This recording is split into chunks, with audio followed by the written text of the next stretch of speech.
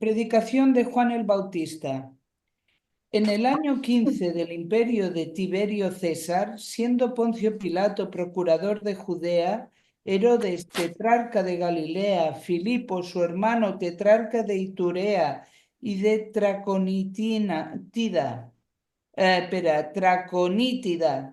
y Lisánidas tetrarca de Abilene, y durante el pontificado de Anás y Caifás, Juan, hijo de Zacarías, recibió en el desierto la palabra de Dios y fue por toda la región de Jordán proclamando un bautismo de conversión para perdón de los pecados, como está escrito en el libro de los oráculos del profeta Isaías.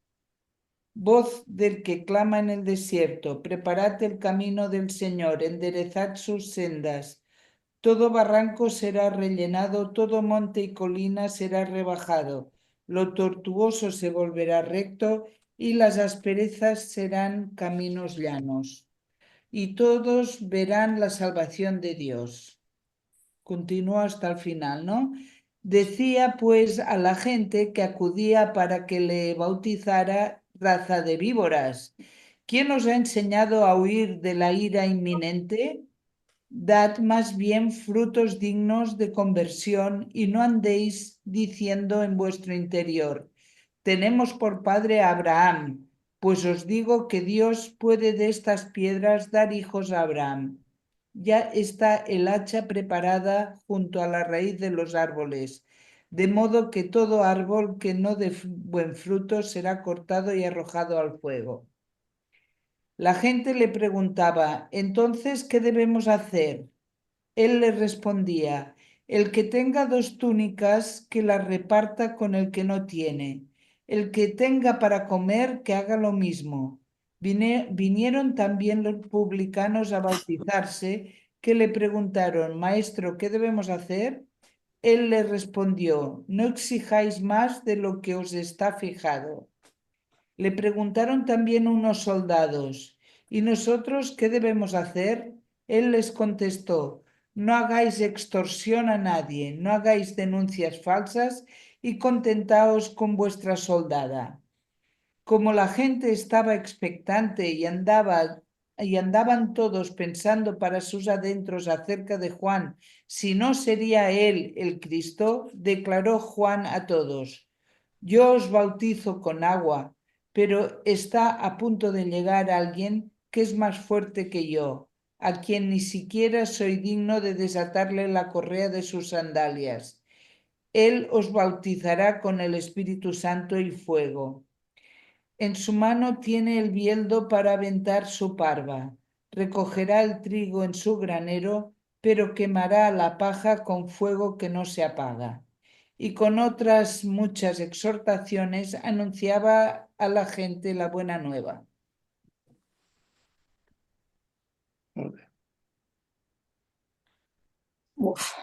Bueno, yo, como luego me parece ver, a Juan, la línea de Juan es muy diferente a la de Jesús, para mí. Para Juan, somos pecadores, estamos lejos de Dios, tenemos que hacer una serie de cosas, eliminar impedimentos, entre otras cosas. Algo que pienso, y Dios es juez, en fin, un juez duro, cosa que pienso que Jesús era mucho más sutil. Después creo que es aquí o más tarde, más adelante, que se matan a Juan porque le dijo a Herodes: oye, que lo haces mal, que lo haces mal, que estás con tu cuñada y no deberías estar. Esto Jesús no lo haría, es lo que digo. A mí me gustaría remarcar, a ver si se puede, porque no es claro, la comunidad de enseñanza entre lo que vemos ayer con las utilidades de Vinci y el texto de Lucas. Y hay muchos aspectos de coincidencia.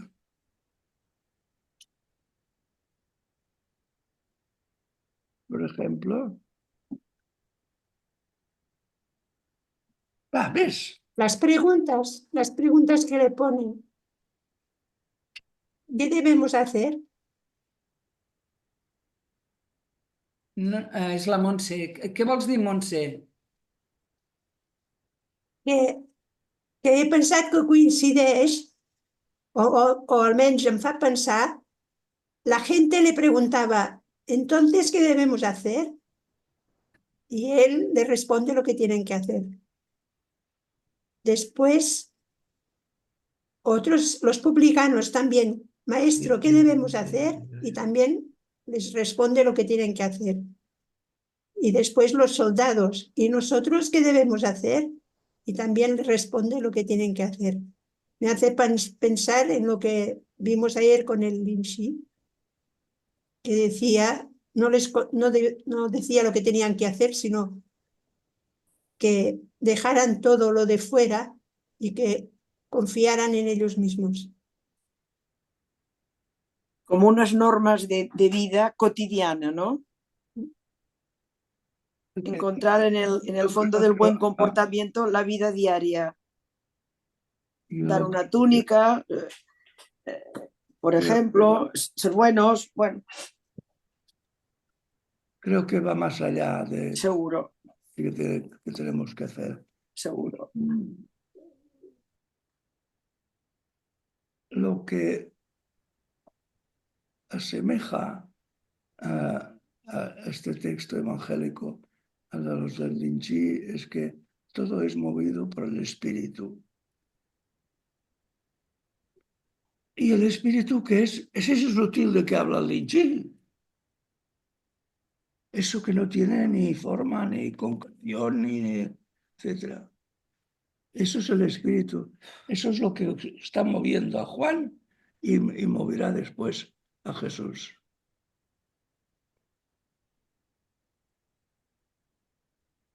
Lo iremos viendo en el texto, pero... Y después, claro, aquí el texto empieza con una solemnidad, nombrando a los jefes del Imperio Romano en su región.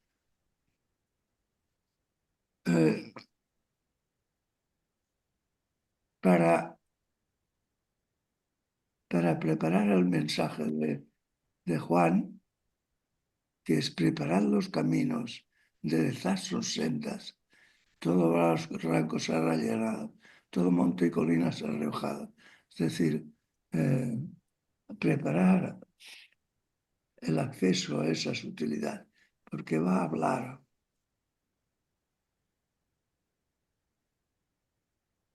Pero yo es que no sé ver mucho más que ese remarcar que Jesús se movía por el Espíritu y Juan también. Y el Espíritu en concepción del Linchi es eso sutil sin forma. Eso sutil sin forma hace mover.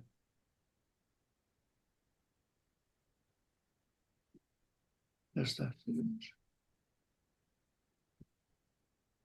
¿Alguna cosa más? Héctor, di. Bueno, yo solo quería hacer una pregunta. Lo que revisábamos en el Corán, que se decía que Mahoma había tenido una experiencia muy fuerte de la dimensión absoluta y eso fue lo que le permitió tener consecuencia y por eso habló de tales aspectos. Y yo me preguntaba si esto pasaba con Juan. Si de igual manera tuvo una experiencia muy fuerte y por eso es que habla de este tipo de cosas, ¿no? De lo que se tiene que hacer. Evidentemente que Juan tuvo una experiencia espiritual muy fuerte que él hizo que dedicara toda su vida a hacer de precursor, ¿no? ¿Hasta qué punto es del estilo de las experiencias de Dea del Corán? Yo creo que son diferentes. aunque Juan saca conclusiones también, lo que predica son las conclusiones que saca él de su experiencia. No es tan, ¿cómo diría yo? No es tan palabra de Dios como el Corán. El Corán lo vive con tal fuerza que atribuye las cosas no a Mahoma, sino a Dios en la experiencia que ha tenido. Aquí me parece que no estamos delante de una experiencia tan fuerte. Quizá con Jesús sí lo estemos, pero de momento no. No. Gracias. ¿Seguimos? Vale. ¿Perdón? Vale. Prisión de Juan el Bautista. Pero el tetrarca Herodes, a quien había reprendido por el asunto de Herodías, la mujer de su hermano, y por todas las malas acciones que había cometido, añadió a todas ellas la de encerrar a Juan en la cárcel. ¿Ok? Sigamos. Bautismo de Jesús. Toda la gente se estaba bautizando. Jesús, ya bautizado, se hallaba en oración cuando se abrió el cielo. Bajó sobre él el Espíritu Santo en forma corporal como una paloma y llegó una voz del cielo: Tú eres mi Hijo, hoy te he engendrado.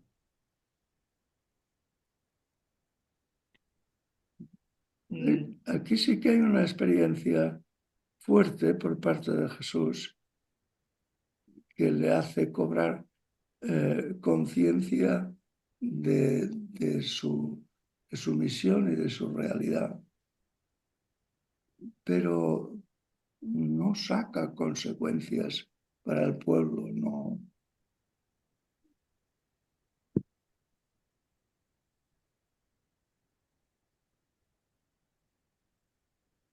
Tú eres mi hijo y te he engendrado.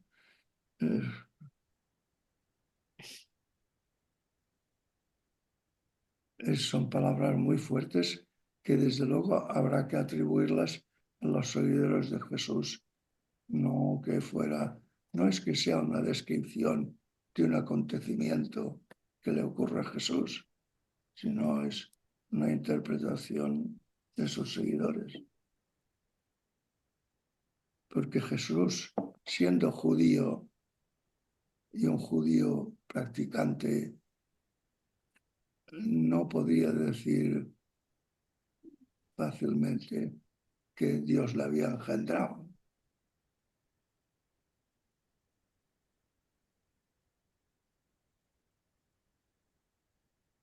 De todas maneras, yo sí que veo Genial. Digas. yo sí que veo diferencias con Lin-Chi. Lin-Chi alude ayer vimos a la sutilidad, ¿vale? No es de cosas, aunque dice hay métodos hábiles, eh, y si hace falta, pues los tomas y si no los dejas y tal. Él va al fondo de la cuestión, que sería la comprensión, la lucidez de este caso de mente, sobre todo para sacar consecuencias. En cambio, aquí de momento lo que estamos viendo es que todo y que en este sentido Juan es un profeta, por tanto también es presencia del misterio de los mundos, o Jesús, que lo reconoce en este sentido y por esto se bautizó, y Jesús también es presencia, misterio de los mundos, la expresión es muy diferente porque antes cuando hemos leído, entonces, ¿qué debemos hacer? Da como cuestiones prácticas, ¿no? Decir, bueno, vive con fidelidad a esta noticia, esto es dar fruto, vive sin excesos, solo lo necesario, sin acumulaciones. No exijáis más de lo que se está fijado, sin interés desproporcionado, excesivo, ¿no? De los bienes materiales, el ser justos, la lucidez para distinguir el grano de la paja, todo eso son como casos prácticos, medios hábiles, otros medios hábiles más enfocados Así como Linchi dice, hay medios hábiles, bla, bla, bla, pero no, cada maestro tiene los suyos. Aquí se dan también algunas pinceladas de lo que es un medio hábil, diferente, porque la cultura es diferente, pero yo creo que en ese sentido son iguales pero diferentes. Cada uno da un trazo, ¿no? Sí, Diferente. sí, sí. Seguimos. Vale, genealogía de Jesús. Uy, a sentarse, ¿eh? Tenía Jesús al comenzar unos 30 años. Según se pensaba, era hijo de José, hijo de Elí, hijo de Matat, hijo de Leví, hijo de Melquí, hijo de Janai, hijo de José, hijo de Matatías, hijo de Amós, hijo de Naún, hijo de Esli, hijo de Nangai, perdón, hijo de Maz, hijo de Matatías, otra vez, hijo de Semeín, hijo de José, hijo de Yodá, hijo de Joanán, hijo de Resá, hijo de Zorobabel, hijo de Salatiel, hijo de Nerí, hijo de Melquí, hijo de Adí, hijo de Cosán, hijo de Elmadán, hijo de hijo de Jesús, hijo de Eliezer, hijo de Jorín, hijo de Matat, hijo de Leví, hijo de Simeón, hijo de Judá, hijo de José, hijo de Jonán, hijo de, bueno, etcétera, hasta hijo de Jacob, hijo de Isaac, hijo de Abraham, hijo de Tara, hijo de Nahor, hijo de Serug, hijo de Nagau, hijo de Falec, hijo de Eber, hijo de Salá, hijo de Cainán, hijo de Arfaxad, hijo de Sem, hijo de Noé, hijo de Lamec, hijo de Matusalén, hijo de Genoc, hijo de Jared, hijo de Maleleel, hijo de Cainán, hijo de Nos, hijo de Set, hijo de Adán, hijo de Dios. Aquí se empeñan en poner la condición de Jesús como un hombre que tiene que pasar por la falla de Salomón, de David, perdón, pero un hombre.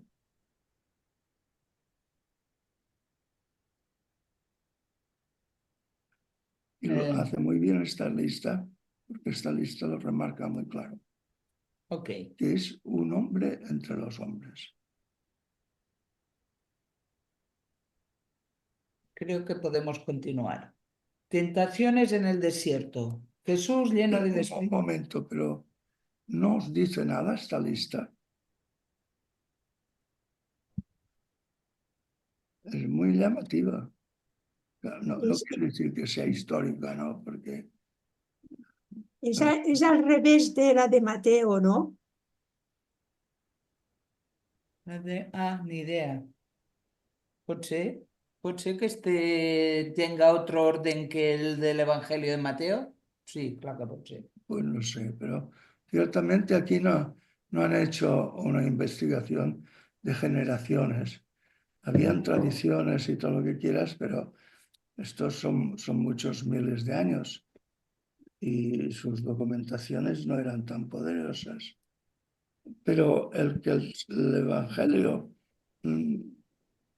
ponga esta lista de hombres que engendran hombres y en esa lista esté Jesús es muy significativo.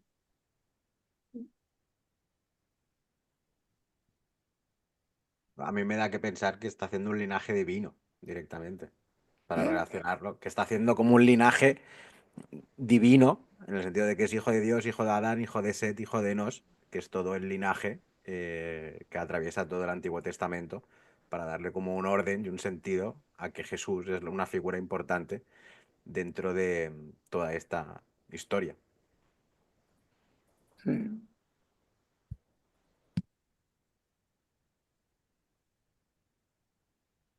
Pero yo creo que el significado principal es Es decir, este hombre que Dios le dijo que lo había engendrado él, es un hombre, hijo de hombres. Sí, pero es un hombre peculiar, porque, no sé, hace el linaje de Adán, Set, Enos, etcétera, y no coge el linaje de Caín, por ejemplo. Está dándote un linaje de sangre real, por decirlo de alguna manera.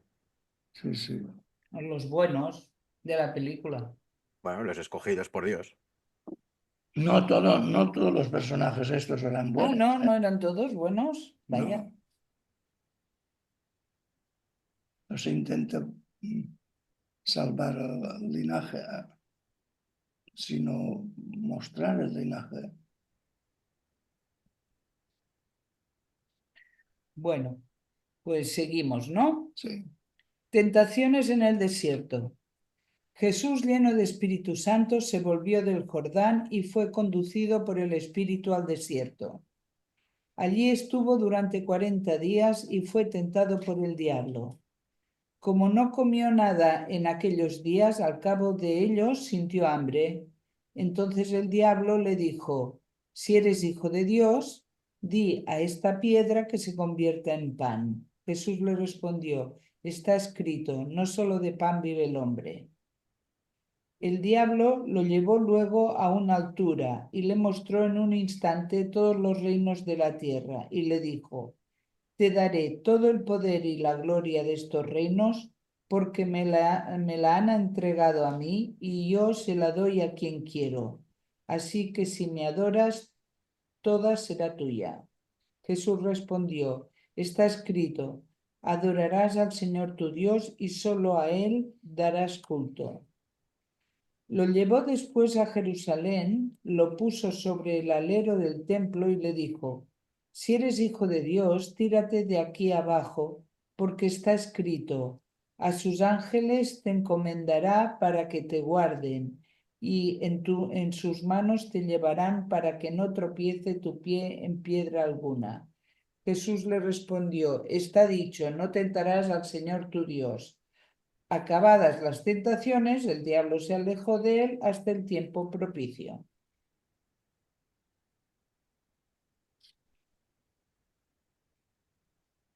Bueno, aquí hay tres tentaciones, ¿no? Parece que uno se topa, que serían las que uno se topa, digo yo. Uno es quedar atrapado en las necesidades, la otra es la posibilidad de adquirir poder y gloria a través de la vía misma. Y la tercera es poner a prueba el poder de la noticia, ¿no? Como que tienes la noticia y dices, bueno, voy a hacer un test a ver si esto tiene la importancia que tiene y bla, bla, bla. Bueno, o sea que más que tentar a Dios sería como un retar a Dios, ¿no? La última, eso es lo que yo pienso. Pero aquí fijaros que dice, lleno del Espíritu Santo, se volvió al Jordán y fue conducido por el Espíritu al desierto. Y allí tiene la experiencia de desierto.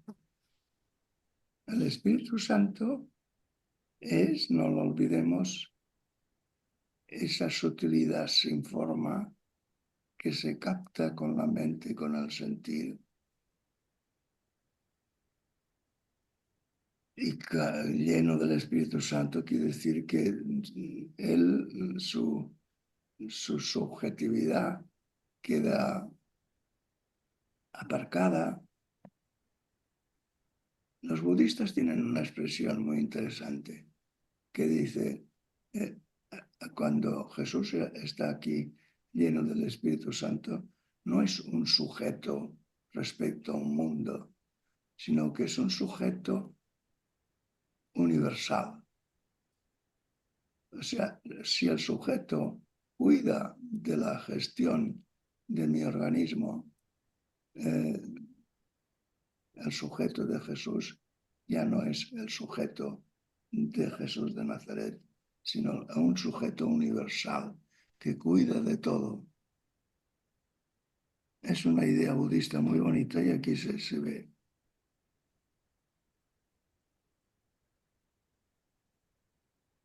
A ver, algún comentario de tentaciones. A mí No sabéis mucho de tentaciones. A mí de este texto me gusta la interpretación que hace Jacques Ellul en el libro de Cristianismo y Anarquía, Cristianismo y Anarquismo, porque coge este mismo fragmento y lo interpreta como que el diablo, o sea, el bien y el mal o la tentación en el fondo es la tentación al propio ego. En el fondo, si te dejas llevar por tu egoísmo, es cuando aceptas la tentación. En cambio, si renuncias a ese egoísmo o al actuar de manera egoísta y mirando simplemente para tus propios intereses, es cuando estás evitando la tentación, porque estás poniendo el pie en la desegocentración en ese aspecto.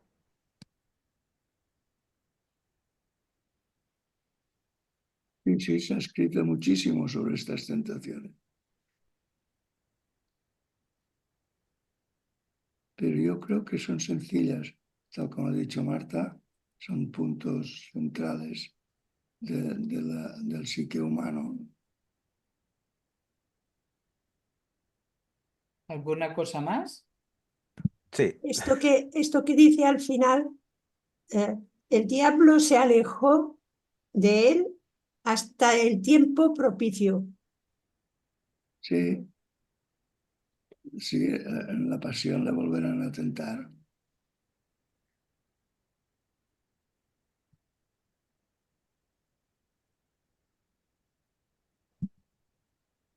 yo lo que quería comentar también es que el otro día estuvimos con Audir hablando con un pastor protestante y comentaba una cosa que nunca me había parado a pensar, que era la simbología del desierto. Y él lo interpretaba como el desierto es un momento de crisis. Entonces, claro, que Jesús esté en el desierto se puede leer como es un momento de crisis en el cual él se enfrenta a su propia egoísmo o no egoísmo. O sea, se pone a prueba a sí mismo de si realmente está en dimensión absoluta o no. O sea, cogiendo el concepto de desierto como momento de crisis existencial o momento de tentación, pues también cobra sentido aquí, ¿no? Que se va al desierto, se va a ese momento de crisis donde tiene estas tentaciones a su propia construcción o su propia comprensión o experiencia de la dimensión absoluta. Perdón, a mí me parece que el tema del desierto, primero, o sea, implica y puede implicar muchas cosas, puede también ir al vacío, o sea, es el momento en el que él se tiene que vaciar, tiene que hacerse desierto, tiene que desnudarse. O sea, yo me agarro de esto, digo esto en función de, o un poco tomando Rubén se ha cortado. del tiempo en ese mucho del desierto como una metáfora bueno, de muchas cosas. Ya, entre estas cosas es la desnudez y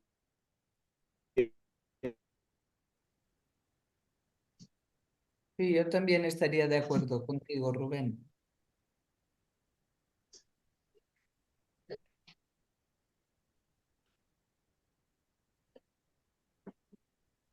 ¿Algo más? Bueno, pues continuamos. ¿Dónde estábamos? Comienzo de la predicación. Jesús volvió a Galilea, guiado por la fuerza del Espíritu, y su fama se extendió por toda la región. Iba enseñando en sus sinagogas, alabado por todos. Pero vuelve otra vez guiada por el Espíritu. Sí. Vale. Jesús en Nazaret. Vino a Nazaret, donde se había criado, y entró según su costumbre en la sinagoga el día de sábado. Se levantó para hacer la lectura y le entregaron el volumen del profeta Isaías. Desenrolló el volumen y halló el pasaje donde estaba escrito: El Espíritu del Señor sobre mí, porque me ha ungido para anunciar a los pobres la buena nueva. Me ha enviado a proclamar la liberación a los cautivos y la vista a los ciegos, para dar la libertad a los oprimidos y proclamar un año de gracia del Señor. Enrolló el volumen, lo devolvió al ministro y se sentó. En la sinagoga todos los ojos estaban fijos en él. Comenzó pues a decirles: hoy se ha cumplido esta escritura que acabáis de oír. Todos hacían comentarios sobre él y se extrañaban de la elocuencia y seguridad con que hablaba. La gente se preguntaba: ¿pero no es este el hijo de José? Él les respondió: seguramente me vais a aplicar el refrán que dice: médico, cúrate a ti mismo. Todo lo que hemos oído que ha sucedido en Cafarnaún, hazlo también aquí en tu patria. Y añadió: os aseguro que ningún profeta es bien recibido en su patria. Os digo de verdad que en vida de Elías, cuando se cerró el cielo por 3 años y 6 meses y hubo gran hambre en todo el país, había muchas viudas en Israel, pero a ninguna de ellas fue enviado Elías, sino a una mujer viuda de Sarpeta de Sión. Y muchos leprosos había en Israel en tiempos del profeta Eliseo, y ninguno de ellos fue purificado, sino Naamán el sirio. Al oír esto, todos los de la sinagoga montaron en cólera, y levantándose lo sacaron fuera del pueblo y lo llevaron a una altura escarpada del monte sobre el que se elevaba el pueblo, con ánimo de despeñarlo, pero él, pasando por medio de ellos, se marchó.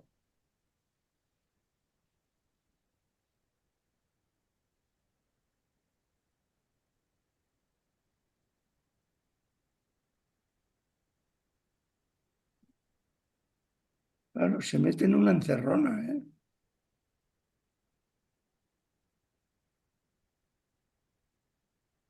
¿Por qué?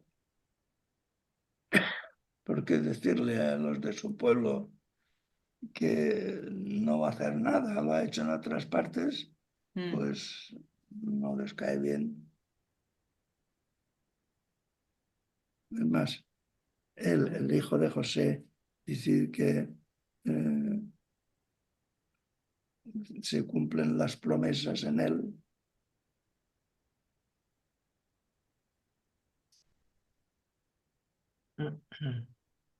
Menos mal que tenía el poder de escabullirse, si no.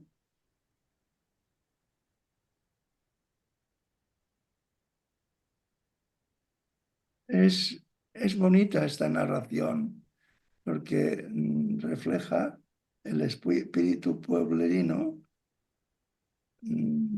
que rechaza todo lo que no sea lo que ellos piensan.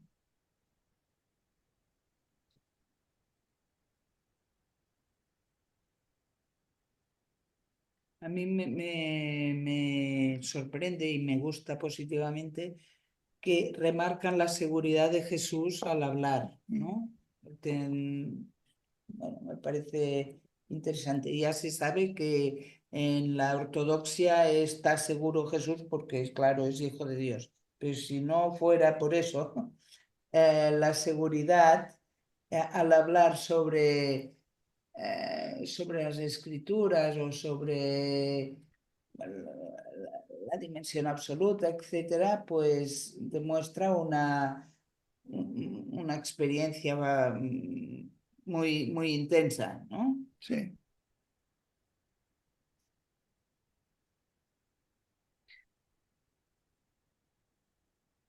¿Alguna cosa más? Bueno, que ya desde el Pues principio, Jesús enseña en Pero Cafarnaún. tener en cuenta que Jesús había trabajado 30 años como artesano en el pueblo ¿Y? y que era, bueno, que se sabe lo que puede saber un Ya, artesano. sí, ya.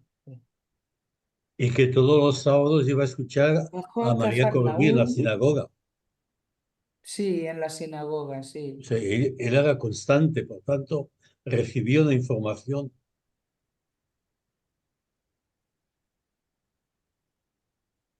pero de todos modos ya hablaba como diferente, porque no fue entendido, no, no comulgaba con la línea normal. O sea, Era entre los crítico, suyos ya no fue aceptado.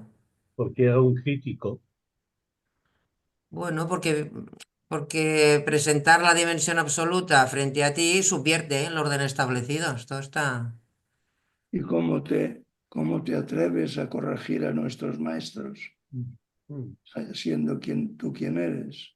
sí, sí. O sea, partiendo la misma inspiración, la fórmula es distinta en Jesús. Venga. Jesús enseña en Cafarnaún y cura a un endemoniado. Bajó a Cafarnaún, población de Galilea, y los sábados les enseñaba.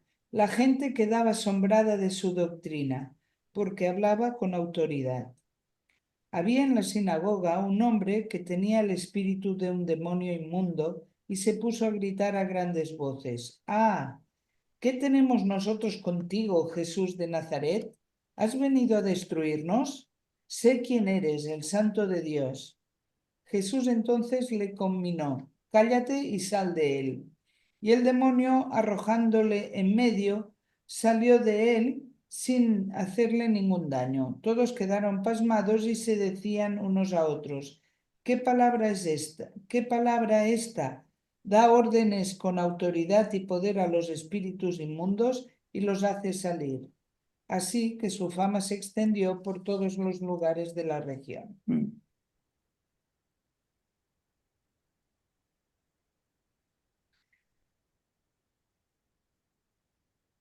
¿Nos tenemos que tomar esto simbólicamente? Sí, claro. O sea que Jesús era capaz de revertir, no digo la locura, pero sí eh, la malevolencia de una persona. Sí.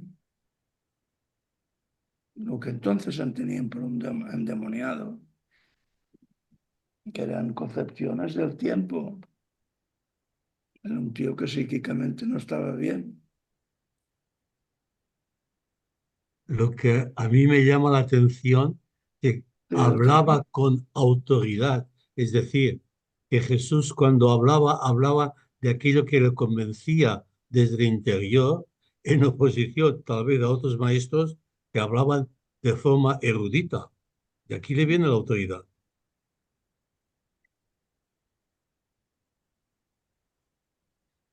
es una manera, todavía el evangelista está haciendo pruebas de milagros que avalan a Jesús.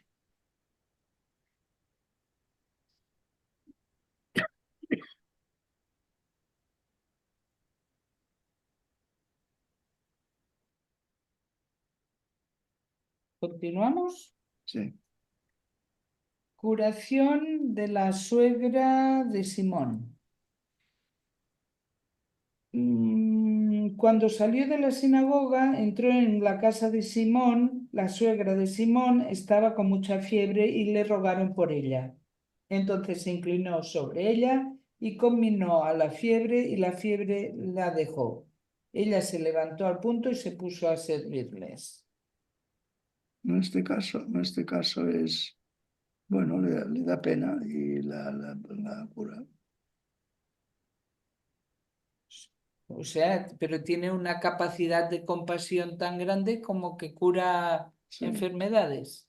sí. Pero también está latiendo aquí la idea de milagro. Sí.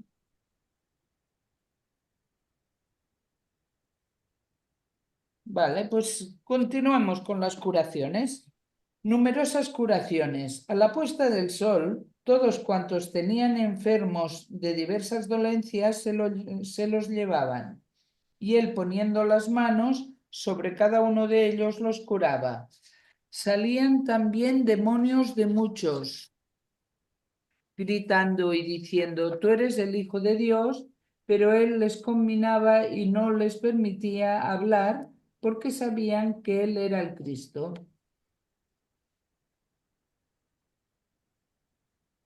Bueno, la voluntad del evangelista, ¿no? De remarcar que era hijo de Dios. Això per començar. Sí.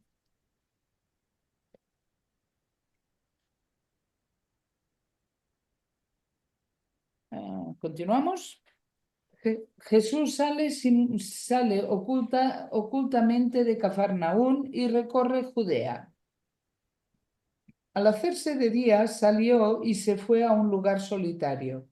Cuando la gente que lo andaba buscando llegó donde él, trataron de retenerle para que no les dejara, pero él les dijo: también en otros pueblos tengo que anunciar la buena nueva del reino de Dios, porque a esto he sido enviado. E iba predicando por las sinagogas de Judea. Sí, era un predicador itinerante.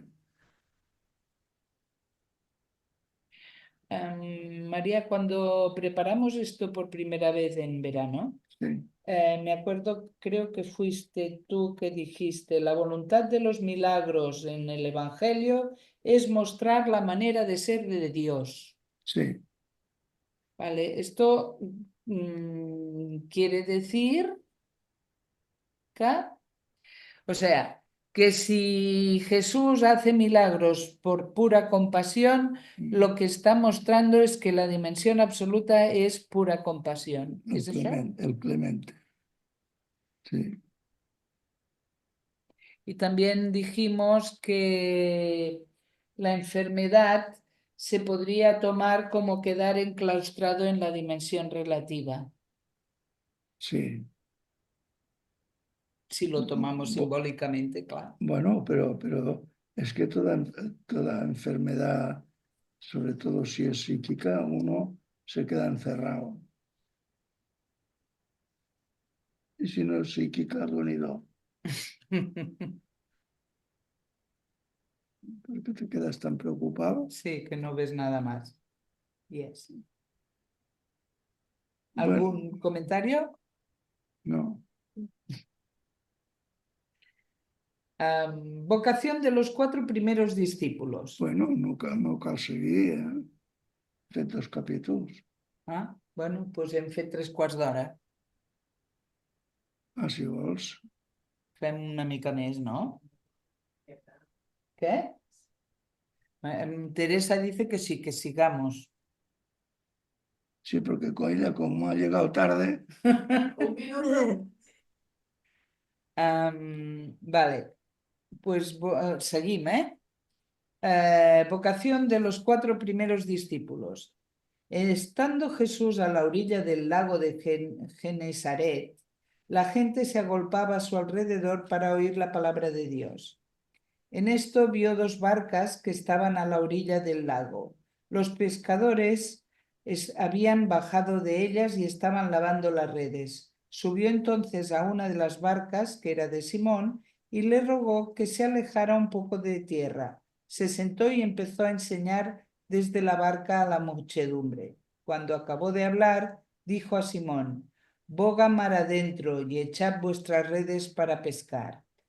Simón le respondió: Maestro, hemos estado bregando toda la noche y no hemos pescado nada, pero basta que tú lo digas, echaré las redes. Y así lo hicieron y pescaron tan cantidad de peces que las redes amenazaban con romperse. Entonces llamaron por señas a los compañeros de la otra barca para que vinieran en su ayuda. Vinieron, pues, y llenaron tanto las 2 barcas que casi se hundían. Al verlo, Simón Pedro cayó de rodillas a las rodillas de Jesús, diciendo: Aléjate de mí, Señor, que soy un hombre pecador. Y es que el asombro se había apoderado de él y de cuantos con él estaban, a causa de los peces que habían capturado. Y lo mismo les ocurrió a Santiago y a Juan, hijos de Zebedeo, que eran compañeros de Simón. Jesús dijo a Simón: no temas, desde ahora serás pescador de hombres. Llevaron a tierra las barcas y dejándolo todo le siguieron. Bueno, la verdad es que suena tan clásico, tan clásico, tan clásico, bueno, tan clásico. pero es una historieta bonita. Una Bueno, historieta bonita. si se lee con otros ojos, porque si no, bufa. Es que aquí encuentro que es como un cuento. Yo para mí es como un cuento, ¿no? Primero, los discípulos no eran gente como letrada ni sabia, los pinta como gente humilde del pueblo, pescadores, y en cambio es a los que se dirige principalmente siempre Jesús, no se dirige tanto a doctores de la ley como a gente del pueblo, por tanto se dirige a ellos y, y algo ven en Jesús, porque están pescando, bueno, la anécdota es que pescan y no pescan, porque ya están hartos de echar las redes, dice, y no pescar nada, pero en cambio, en esto que les dice Jesús, bueno, pues boga mar adentro y echa las redes, ¿no? Es una invitación, para mí es una invitación de adéntrate, bueno, que te pongas dentro, adéntrate en la investigación, porque esto, arriésgate de alguna manera, mantente alerta y arriésgate y ten confianza, ¿no? Y resulta que, bueno, pues vale, pero es que ya hemos estado haciendo, pero vale, porque lo digas tú. Nos metemos y resulta que va y se llena todo, ¿no? De pescado. O sea, es como que es el mismo proceso que tú tienes de adentrarte, que es el seductor de esto. Es seductor. Por tanto, los discípulos, estos primeros discípulos, quedaron seducidos, pero no porque pescaran en principio, sino porque algo vieron en Jesús que les incitó, que siguieron, que tuvieron confianza y eso no es garantía de tener éxito, pero bueno, adéntrate, ya veremos. Bueno, pues quedaron seducidos. Yo para mí el poder de este cuento, para entendernos, es esto, es a gente sencilla, que no tiene por qué ser instruida, hay esta esperanza y esta llamada, y además puedes quedar seducido por esto del misterio de los mundos, ¿no? Engancha, seduce de alguna manera. Vale, pero esto es una parte de la historia. ¿Y la pesca qué es? Hombre, la pesca es adéntrate que encontrarás bueno, no sé si La decirlo pesca es como una metáfora, una es una recompensa, metáfora. ¿no? Es una metáfora, sí, encontrarás aunque no hay garantía, porque te adentras y no sabes lo que encontrarás, bueno, si arriesgas puedes encontrar una recompensa. A mí lo que me gusta mucho es la idea, o sea, el asombro Sí, el asombro que se produce. O sea, la claro. metáfora es lo que incita al asombro a Pedro, ¿no? Lo Mm, que sí me da poco dolor de barriga es que después se transformó el pescador de hombres, que tanto que se ha usado eso. Sí. Bueno, eso, nada, ahí es lo que es molesto, pero a mí me parece que es un modo de expresar la prueba este hecho de los peces, es decir, bueno, es como una señal, ¿no? A dar. Y él acepta esa señal, o sí, o sea, recibe esa señal. Eso me parece muy bonito de la historia. Pero claro, después hay como los condimentos que ya conocemos. exacto, sí, sí. La misma extrañeza, ¿no? Decir, ostras, ¿qué es lo que está pasando aquí? Sí, sí. No, incluso lo de pescadores de hombre, lástima que nos lo han explicado tan mal, ¿verdad? Pero la idea es sugerente en el sentido de que si adquirías, o sea, si adquieres el Espíritu de Jesús, lo que Él sugiere, mucha gente estará interesada, es lo que yo interpretaría en una pesca de hombres, ¿no? Sí. Que será convincente para mucha gente. Pero la narración que termina con los tíos abrumados, pobres, viendo la cantidad de pescados y tirándose al suelo delante de Jesús, pues Mm. Bueno, pero, vale, sí, esta es la historia, pero... es una narración bonita.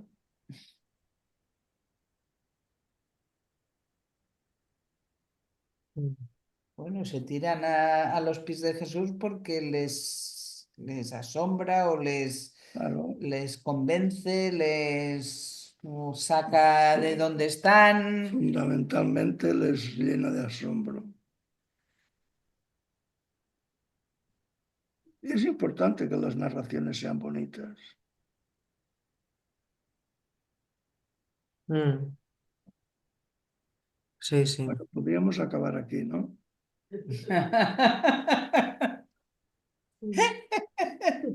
Hombre, ahora vienen muchas curaciones, Alma. Hacemos 2 curaciones y terminamos en la vocación de Levi, ¿vale? Vamos a 2 curaciones, María. Curación de un leproso. Estando en un pueblo, se presentó un hombre cubierto de lepra, que al ver a Jesús se echó rostro en tierra y le rogó diciendo: Señor, si quieres puedes limpiarme. Él le extendió la mano, lo tocó y dijo: Quiero, queda limpio. Y al instante le desaparecieron la lepra. Pero le ordenó que no se lo dijera a nadie y añadió: Vete, preséntate al sacerdote y haz la ofrenda por tu purificación, como prescribió Moisés, para que les sirva de testimonio. Su fama se extendía cada vez más y una numerosa multitud afluía para oírle y ser curados de sus enfermedades. Claro. Pero él se retiraba a lugares solitarios. Pero era inocente Jesús con estas cosas, como querías que la gente se callara. Ya.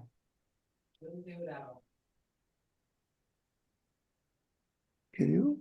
No sé. Se retiraba a lugares solitarios, donde oraba. Le ha faltado el final.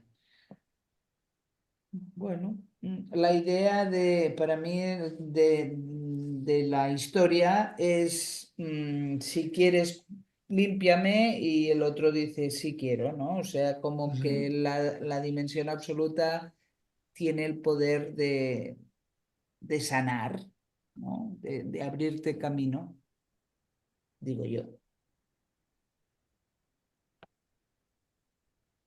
¿Sí? ¿Alguna cosa? Vale, pues curación de un paralítico, Marial, es al último ya. Un día que estaba enseñando, había allí sentados algunos fariseos y doctores de la ley, que habían venido de todos los pueblos de Galilea y Judea y de Jerusalén. El poder del Señor le hacía obrar curaciones. En esto, unos hombres trajeron en una camilla a un paralítico y trataban de introducirlo para ponerlo delante de él. Pero no encontrando por dónde meterlo, a causa de la multitud, subieron al terrado, lo bajaron con la camilla a través de las tejas y lo pusieron en medio delante de Jesús. Viendo Jesús la fe que tenían, dijo: Hombre, tus pecados te quedan perdonados. Los escribas y fariseos empezaron a pensar: ¿quién es este que dice tales blasfemias? ¿Quién puede perdonar pecados sino solo Dios? Sabiendo Jesús lo que pensaban, les dijo: ¿qué estáis pensando en vuestro interior? ¿Qué es más fácil decir: tus pecados te quedan perdonados, o decir: levántate y anda? Pues para que sepáis que el Hijo del Hombre tiene en la tierra poder de perdonar pecados, dijo al paralítico: a ti te digo, levántate, toma tu camilla y vete a tu casa. Se levantó entonces delante de ellos, tomó la camilla en que yacía y se fue a casa alabando a Dios. El asombro se apoderó de todos y alababan a Dios, y llenos de temor decían: hoy hemos visto cosas increíbles. Otra historia muy bonita. Pero María, quan tu dius és una història muy bonita, què m'estàs dient? Aparte de que és bonita. Bueno, Vale. o sea que están haciendo propaganda de Jesús con historias bonitas.